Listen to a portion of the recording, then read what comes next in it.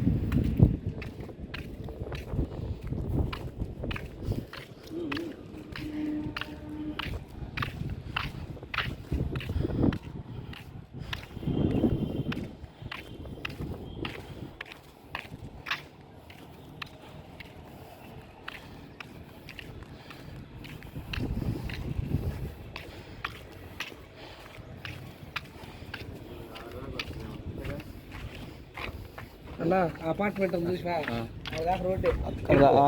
దగ్గర రోడ్డు మరి ఒక పక్కే ఉంది. అది స్కూల్ కూడా అటు పక్కది. ఆ స్కూల్ ఉంది కదా కస్తూర్బా గాంధీ. నిజంగా ఢిల్లీ చెట్ల కంటే యువతలే అనిపిస్తుంది. అవతల ఉందంటావా? సత్తెనపల్లిలో ఈ రైల్వే స్టేషన్ రోడ్లో చాలా రోజుల క్రితమే, ప్రాబబ్లీ ఒక కొన్ని నెలల క్రితమే ఈ ఇండోర్ స్టేడియము క్రీడా ప్రాంగణం ఏదైతే ఉందో అది పూర్తయి అవ్వడం జరిగింది. అయినా కానీ ఇప్పుడు వచ్చిన ప్రభుత్వం దాన్ని ఓపెన్ చేయకుండా, బిల్డింగ్ ఓపెన్ చేయకుండా తాత్సారం చేస్తూ ఉంది.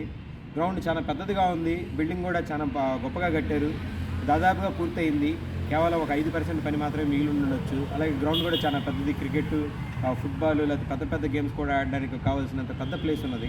కానీ ప్రభుత్వం దీన్ని ఎందుకు ఓపెన్ చేయట్లేదు ప్రజలకైతే అర్థం అవ్వట్లేదు. ఒకవేళ ఓపెన్ చేసినట్లయితే ప్రజలు వాకింగ్ చేసుకోవడానికి, అలాగే యువకులు కూడా ఆటలాడడానికి, ఇండోర్ గేమ్స్ ఆడుకునే వాళ్ళకి ఇండోర్ గేమ్స్ ఆడుకోవడానికి, వ్యాయామం చేసుకునే వాళ్ళకి వ్యాయామం కోసం కూడా ఈ క్రీడా ప్రాంగణాన్ని వాడుకోవచ్చు. కానీ ప్రభుత్వం వీటిని ఓపెన్ చేయకుండా కోట్లు పెట్టి కట్టిన ప్రజాధనాన్ని వృధా చేయడం అనేది చాలా దుర్మార్గమైన చర్య.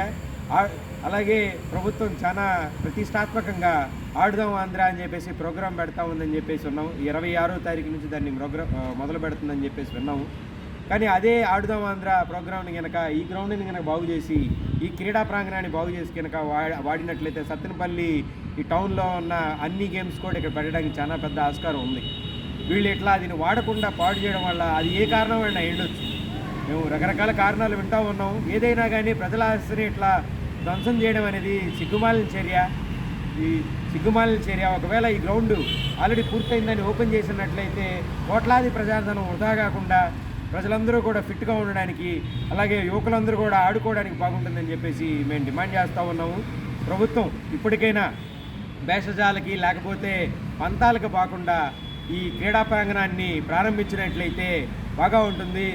లేదన్నట్లయితే మేము చిన్నగా ఇప్పటికే మేము కొన్ని చోట్ల సంతకాల సేకరణ కార్యక్రమం, అలాగే యువకులందరినీ ఆడే ఆ గ్రౌండ్లకు వెళ్ళి పిల్లలందరినీ కూడా కదిలించడం జరుగుతూ ఉంది. దాంతోపాటు కలిసి వచ్చే ప్రజా సంఘాలని, అలాగే పార్టీలను కూడా కలుపుకొని యువకులు, విద్యార్థులు మేమే వచ్చి ఈ గ్రౌండ్ని క్రీడా ప్రాంగణాన్ని ఓపెన్ చేసి మేమే ప్రారంభించుకొని మేమే వాడుకుంటామని చెప్పేసి ప్రభుత్వానికి హెచ్చరిక జారీ చేస్తూ ఉన్నాం.